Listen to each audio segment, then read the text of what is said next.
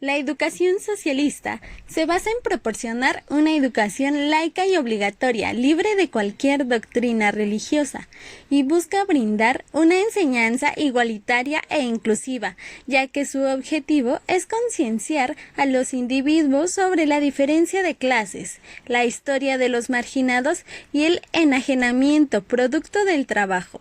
Cabe aclarar que está al servicio de las masas del pueblo trabajador. Ella debe de hacer de todo miembro de la sociedad un ser dotado de espíritu independiente y de capacidad creadora, instruyéndolo y educándolo de manera ininterrumpida. Tendencia conceptual y filosófica. Marx y Engels. Los filósofos han tratado de comprender el mundo, pero de lo que se trata es de transformarlo. Ellos integran en su pensamiento las exigencias burguesas de la universalidad y el carácter laico de la instrucción, como base de la educación comunista. La reivindicación del trabajo infantil. A pesar de que en la época de Marx se quería erradicar el trabajo infantil, este autor considera que ha de ser igual de productivo que el trabajo de un adulto. Dice que para comer hay que trabajar. La combinación del trabajo y la enseñanza. En este caso, Marx, al igual que Engels, opina que los niños tienen que estudiar y trabajar de forma simultánea. La formación polivalente. Se trata de conseguir el desarrollo integral del hombre, el hombre llamado omnilateral. Marx define que la educación debe abarcar tres ámbitos. La educación intelectual. Aquí deben ser instruidos en toda ciencia y conocimiento. La educación física. Aquí se debe fortalecer todos los aspectos motores. Y por último, la educación politécnica. Esta es la educación integral. La educación socialista es una corriente educativa influenciada por aspectos de la ideología política socialista comunista, en la que su principal postulado es que todos los integrantes de una sociedad tengan bienes distribuidos equitativamente. Esto se puede ver aplicado en el gobierno, la escuela y la comunidad.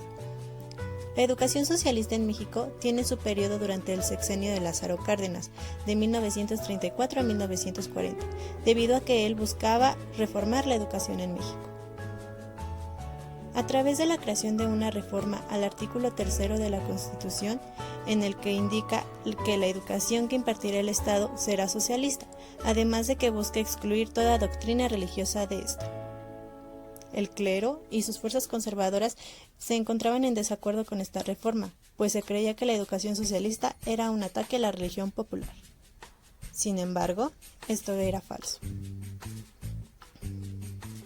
Intentaba alfabetizar niños, jóvenes y adultos al vincular la escuela como proceso de producción nacional con la visión de formar una sociedad igualitaria en la que todos los conocimientos, además de lectura y escritura, pudieran estar al alcance de todos. Fomentaba que los estudiantes fueran agentes de cambio, utilizando la educación para el cambio social. Papel del docente.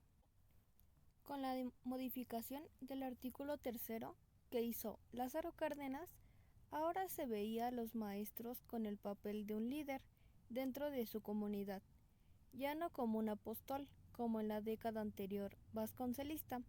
Ahora tendría que ser un sujeto activo, a la manera de un dirigente intelectual, moral y político, que trabajaría para transformar la realidad social en la que laboraba.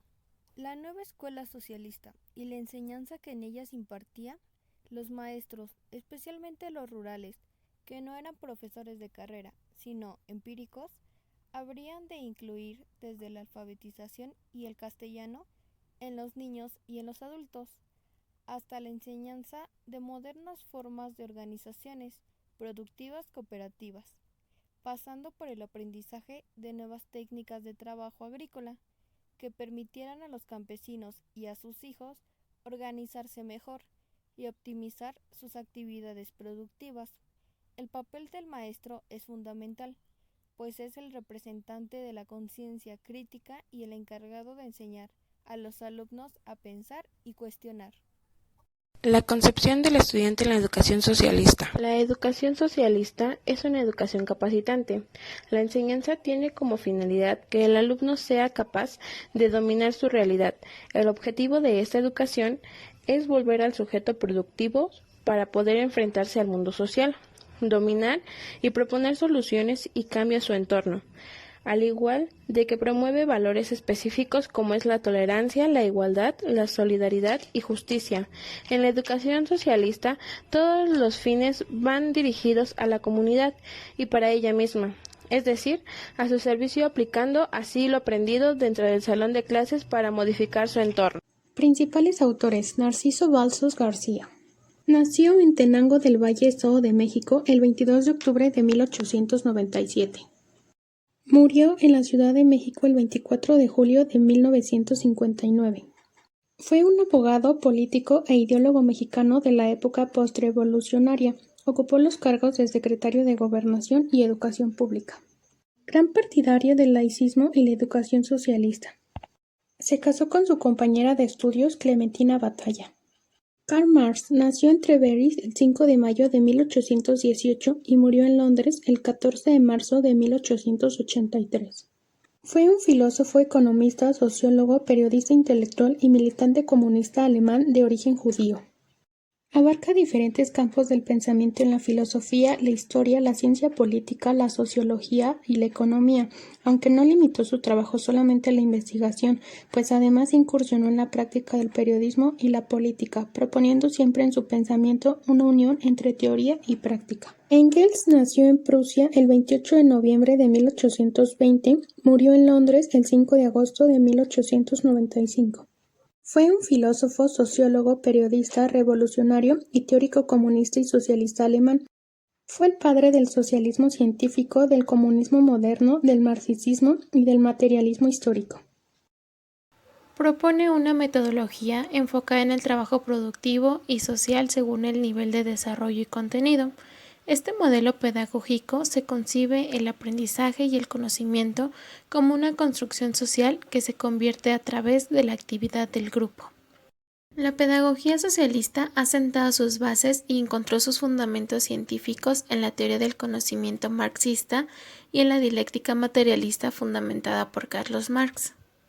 Desde el punto de vista psicológico se encuentra Vygotsky.